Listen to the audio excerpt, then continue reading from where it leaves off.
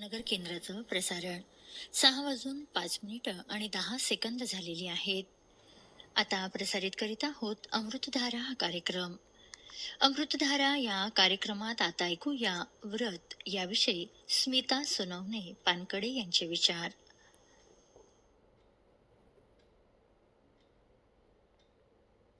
श्रावण महिना सुरू झाला की निसर्ग नव्या हिरवाईने बहरून जातो.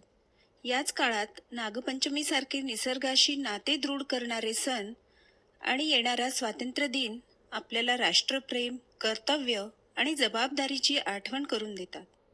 आजच्या युगात व्रत म्हणजे केवळ उपवास किंवा धार्मिक विधी नसून समाज, पर्यावरण आणि राष्ट्राच्या हितासाठी स्वीकारलेला दृढ संकल्प होय. आपल्या स्वातंत्र्यवीरांनी भारताला स्वतंत्र करण्याचे व्रत स्वीकारले. म्हणून आज आपण मुक्त श्वास घेत आहोत. आता स्वातंत्र्य टिकवण्याची आणि भारताला अधिक सक्षम, स्वच्छ, हरित आणि प्रगत बनवण्याची जबाबदारी आपल्या सगळ्यांची आहे.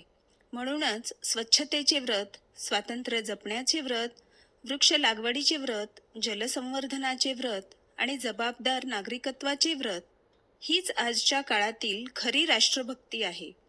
प्रत्येकानं अशी विधायक व्रत स्वीकारली तर विकसित, समृद्ध आणि पर्यावरणपूरक भारताचं स्वप्न नक्कीच साकार होईल. व्रत व्यक्तीच्या जीवनात शिस्त, आत्मविश्वास, जबाबदारी आणि सातत्य निर्माण करते. कोणतंही मोठं परिवर्तन एखाद्या व्यक्तीच्या दृढ संकल्पातून सुरू होतं.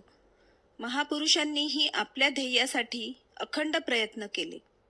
व्रतामुळं ध्येय स्पष्ट होतं, कृतीत सातत्य येतं, व्यक्तिमत्व घडतं, समाजात सकारात्मक बदल घडतो, तसेच राष्ट्रनिर्मितीला हातभार देखील लागतो. भारताला स्वातंत्र्य सहज मिळालं नाही. हजारो स्वातंत्र्य सैनिकांनी देशाच्या स्वातंत्र्यासाठी सर्वस्व अर्पण केलं. त्यांच्या स्वातंत्र्याचं व्रत हे केवळ परकीय सत्तेविरुद्ध नव्हतं, तर स्वाभिमान, समानता आणि न्यायासाठी देखील होतं. आज आपण स्वतंत्र भारतात जगत असलो तरी स्वातंत्र्य टिकवण्याचं व्रत प्रत्येक नागरिकानं स्वीकारलं पाहिजे. संविधानाचा आदर करणं, राष्ट्रीय संपत्तीचं रक्षण करणं, कायद्याचं पालन करणं, प्रामाणिकपणे कर भरणं, मतदानाचा हक्क बजावणं आणि सामाजिक सलोखा जपणं हीच आजच्या काळातील स्वातंत्र्याची खरी जपणूक आहे. स्वच्छता ही सवय नसून संस्कार आहे.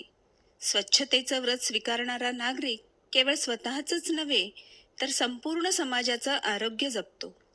आज प्लास्टिक प्रदूषण ही जगासमोरील गंभीर समस्या आहे. प्लास्टिक मुक्तीचं व्रत स्वीकारण्यासाठी आपण पुढील संकल्प करू. कापडी पिशव्यांचाच वापर करू. एकदाच वापरल्या जाणाऱ्या प्लास्टिकला नकार देऊ. प्लास्टिकचा पुनर्वापर करूया. वृक्ष लागवडीचं आणि जोपासण्याचं व्रतही प्रत्येकाने अंगीकारलं पाहिजे. प्रत्येकानं दरवर्षी किमान एक तरी झाड लावून त्याचं संगोपन करण्याचं व्रत घेतलं तर हरित भारताचं स्वप्न नक्कीच साकार होईल. झाडं लावणं महत्त्वाचं आहेच, पण ते जगवणं त्याहूनही अधिक महत्त्वाचं आहे. वाढती लोकसंख्या, हवामान बदल आणि पाण्याचा अपव्यय यामुळे भविष्यात पाण्याचं संकट अधिक गंभीर होऊ शकतं. म्हणूनच प्रत्येकानं जलसंवर्धनाचं व्रत घेतलंच पाहिजे. जलसंवर्धनाचं व्रत म्हणजे भावी पिढीचं भविष्य सुरक्षित करण्याचा संकल्प होय. देशातल्या प्रत्येक नागरिकानं जबाबदार नागरिकत्वाचं व्रत घेतलंच पाहिजे. वाहतुकीचे नियम पाळणं, सार्वजनिक संपत्तीचं संरक्षण करणं, महिलांचा सन्मान करणं, पर्यावरणाची काळजी घेणं, सामाजिक ऐक्य जपणं आणि गरजूंच्या मदतीला धावून जाणं ही जबाबदार नागरिकाची ओळख आहे. आज समाजाला केवळ भाषणांची नव्हे तर कृतिशील नागरिकांची गरज आहे. प्रत्येकानं आपल्या क्षमतेनुसार एखादं विधायक व्रत स्वीकारलं तर अनेक राष्ट्रीय समस्या सहज सुटू शकतात. व्रत म्हणजे केवळ एखादा दिवस साजरा करणं नव्हे तर प्रत्येक दिवस मूल्यांनुसार जगण्याचा दृढ निश्चय करणं होय.